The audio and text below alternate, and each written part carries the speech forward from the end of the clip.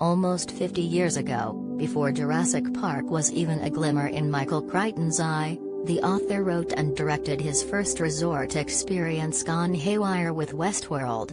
The 1973 movie was kind of a test run for Crichton's future adventure, putting him on a map as a screenwriter and directing talent.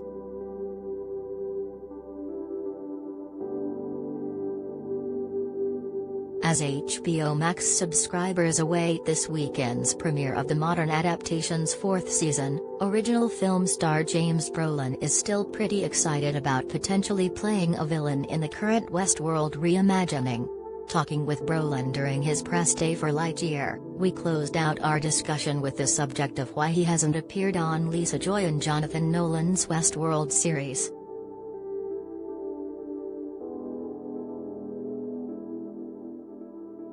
Most legacy kill or reboots would kill to have that sort of casting on the roster, even one as impressively cast as the HBO sci-fi hit. James Brolin told Cinema Blend about his enthusiasm for the prospect, as well as what he feels would have sweetened his odds.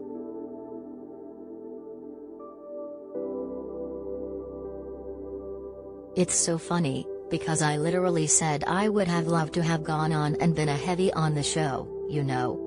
Played like whatever Yul Brynner played. In this business, you have to show them what you can do.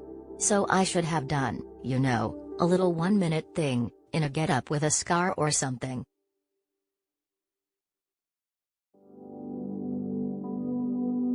Thinking back to the first season of Westworld, the subversion of Yul Brynner's Man in Black, also known as the Gunslinger, could have been an interesting role for James Brolin to have played.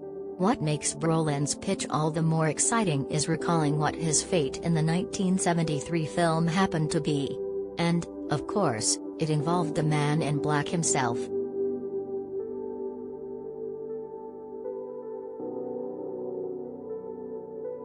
James Brolin's character, John Blaine, was just another park visitor who wanted to turn a friend onto the wonders of Westworld. Luring Peter Martin, Richard Benjamin, into the experience, he promised him that nothing could possibly harm them. Unfortunately, that was the day that the automated denizens of Delos 3 World theme park got the memo to go rogue. The gunslinger happened to do what he did best, and Brolin was on the wrong end of such a happening, as you'll see in the clip from 1973's Westworld.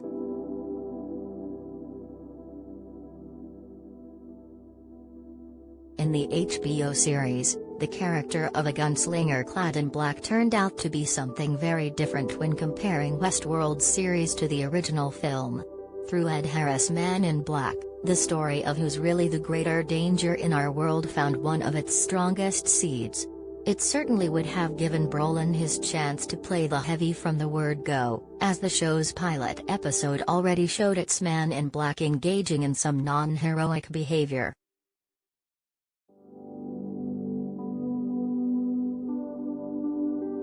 Today's best HBO Max deals.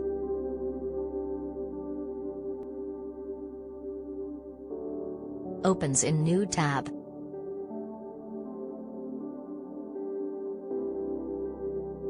HBO Max with ads.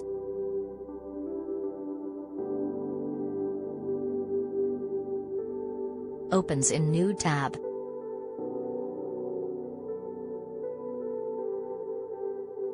$9.99.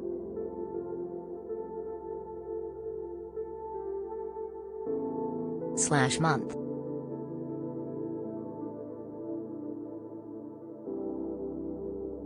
Opens in new tab.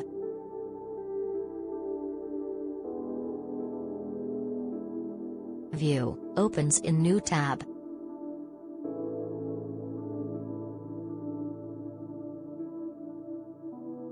HBO Max, opens in new tab.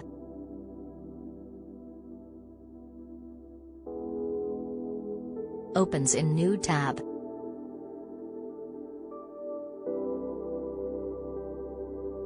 HBO Max ad-free.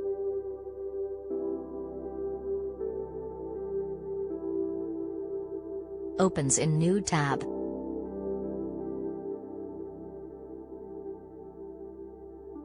$14.99.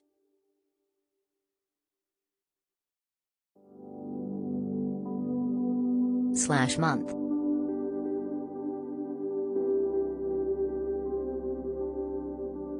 Opens in new tab.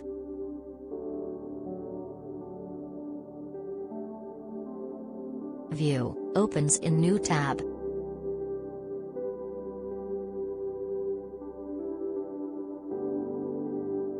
HBO Max, opens in new tab.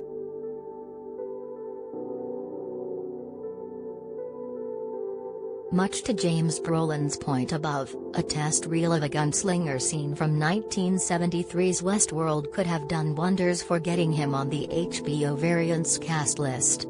Even if it wasn't something officially submitted through agents and the proper channels, such a clip could trigger an effect similar to when Deadpool's test footage was leaked.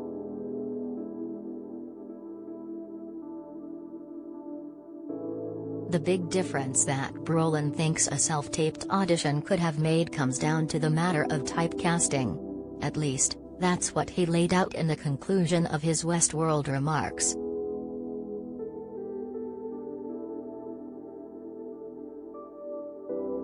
They see you as the guy that ran hotel, you know. I always felt that, after doing a series, you have to wait 5 years before they can ever picture you as somebody else. Unless you go and show them, then they say, oh, you're a great actor, because you're totally different than the other guy.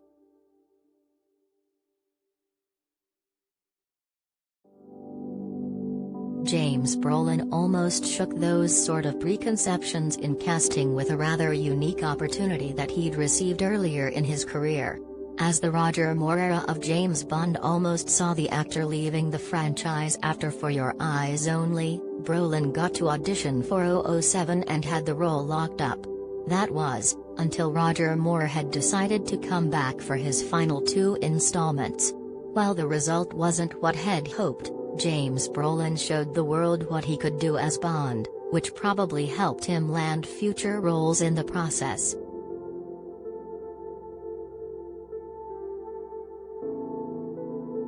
Knowing from personal experience, and with his interest in returning to Westworld still in the air, perhaps it's time for James Brolin to film an audition for a future role on the HBO series.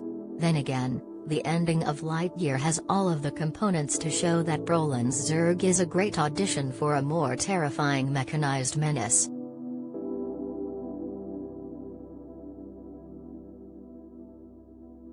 If anyone at Disney/Pixar wants to make those recording sessions available, that might be the key to bringing James Brolin back to the world threatened by fallout of Delos Destinations creations. Only this time, let's make sure it's through totally legal methods, like home video special features or internet sizzle reels.